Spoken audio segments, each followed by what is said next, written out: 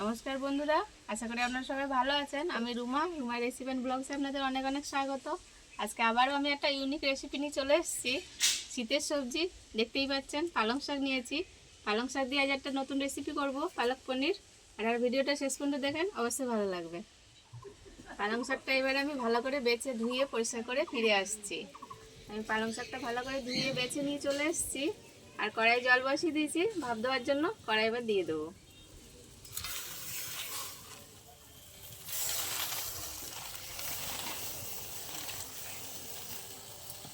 শাকটা ভাপের জন্য আমি 2 মিনিট ঢেকে দেবো।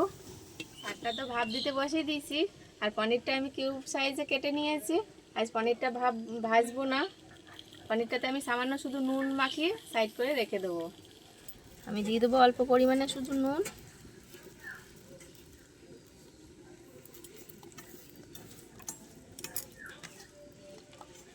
এখানে আমার 500 গ্রাম পনির আছে। এইভাবে আমি রেখে দেবো সাইড করে। আমি এবার খুলে দেখে নেব। একবার উল্টিয়ে দেবো আমি এটা। আর ঢাকা দেবো না, আমি এইভাবে একটু রেখে দেবো, দিয়ে নামিয়ে নেব।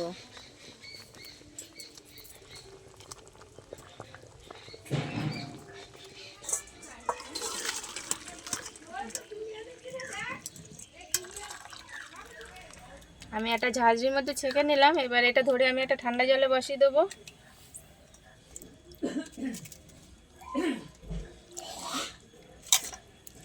রঙটা ভালো থাকার জন্য আমি ঠান্ডা জল দিয়ে দিয়েছি। ওনারা চাইলে আইস জল দিতে পারেন। এখন ঠান্ডার সময় এমনি জল ঠান্ডা আছে। আমি এইভাবে শাকগুলো নিগড়ি তুলে নেবো ঠান্ডা জলের থেকে। আমি নিগড়িয়ে একটা মিক্সার গ্রাইন্ডার নিয়েছি, এতে দিয়ে দেবো। সবটা ভালো করে এরকম নিগড়ি তুলে নেব। এবার এটা পেস্ট করে নিয়ে আসবো। পেস্ট করা হয়ে গেছে। এই দেখুন কি সুন্দর সবুজ কালারই রয়েছে একদম। ওই ঠান্ডা জল দিলে আর কালারটা ফেড হয় না, তাই একদম কালারটা সবুজ আছে। এবার এটাকে আমি সাইডে রেখে দিয়ে কড়া বসিয়ে দেবো। কড়া গরম হয়ে গেছে, দিয়ে দেবো আমি এতে সাদা তেল। তেল গরম হয়ে গেছে, দিয়ে দেবো সাদা জিরে। একটা লঙ্কা দিয়ে দেবো। আমি লঙ্কাটা ভেঙে দেবো 2 ভাগ করে। এবার দিয়ে দেবো আমি রসুন কুচি। রসুনটা একটু লাল লাল করে ভেজে নেব। এই দেখুন রসুনটা লাল লাল ভাজা হয়ে গেছে। এবার দিয়ে দেবো পেঁয়াজ কুচি। আমি 2টো পেঁয়াজ কুচিয়ে নিয়েছি ভালো করে।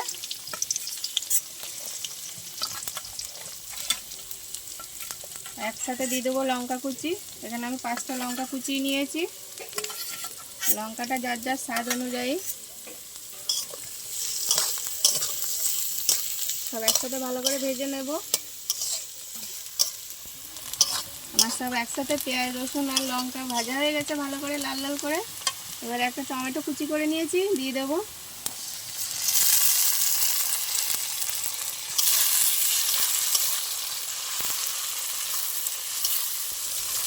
একই সাথে দিয়ে দেবো জিরে ধনে আর আদা বাটা।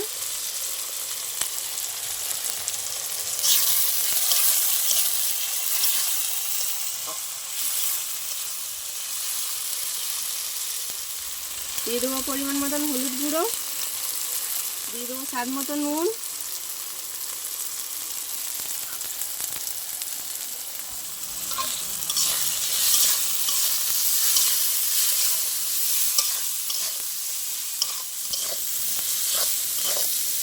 সব ভালো করে একসাথে মশলার সাথে কষিয়ে নেব।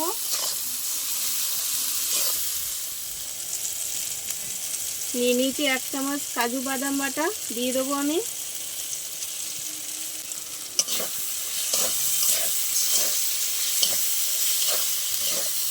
আজকে আমি কোনো গুঁড়ো মশলা ব্যবহার করব না, কাশ্মীরি লঙ্কার গুঁড়ো বা এমনি পাকা লঙ্কার গুঁড়ো।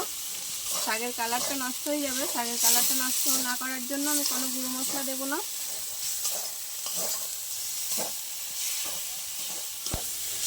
মশলাটা ভালো ভাজা হয়ে গেছে, তেল ছেড়ে দিয়েছে চারিদিক দিয়ে দেখুন। এবারে আমি বেটে রাখা পালং শাকটা দিয়ে দেবো।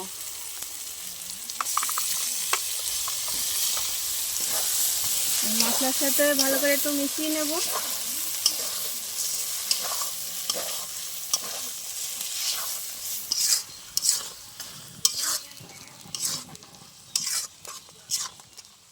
একটু ভালো স্বাদের জন্য অল্প করে চিনি দিয়ে দেবো। আমি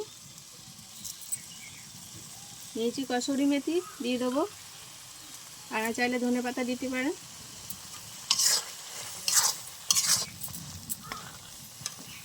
এবার কেটে রাখা পনির দিয়ে দেবো।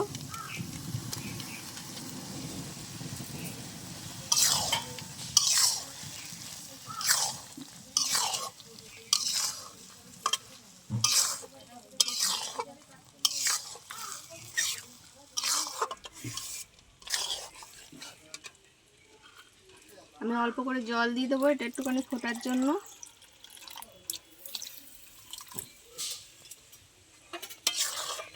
গ্রেভিটা একটু ভালো করে ফুটে ওঠার জন্য একটু জল দিয়ে দিলাম।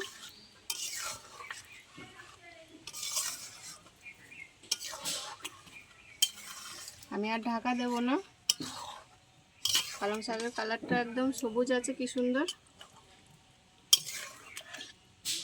পালং পনির কিন্তু লুচি, পরোটা সবার সাথে ভালো লাগে, পোলাওয়ের সাথেও ভালো লাগে। আপনারা অবশ্যই একবার বাড়িতে ট্রাই করে দেখবেন, ভালো লাগবে। পালক পনির একদম রেডি হয়ে গেছে। নামানোর আগে আমি একটু মাখন দিয়ে দেবো, এক টুকরো মাখন দিয়ে দেবো। এবার আমি নামিয়ে নেব।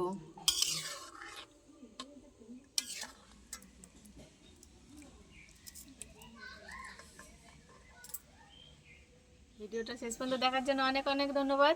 এরকম নতুন নতুন রেসিপি পাওয়ার জন্য আমার চ্যানেলটা অবশ্যই লাইক করে সাবস্ক্রাইব করে রাখবেন, পাশে বেল আইকনটা অবশ্যই প্রেস করে রাখবেন সবার আগে নোটিফিকেশন পাওয়ার জন্য। আর যদি ফেসবুক থেকে দেখেন, পেজটা লাইক করে ফলো করে রাখবেন।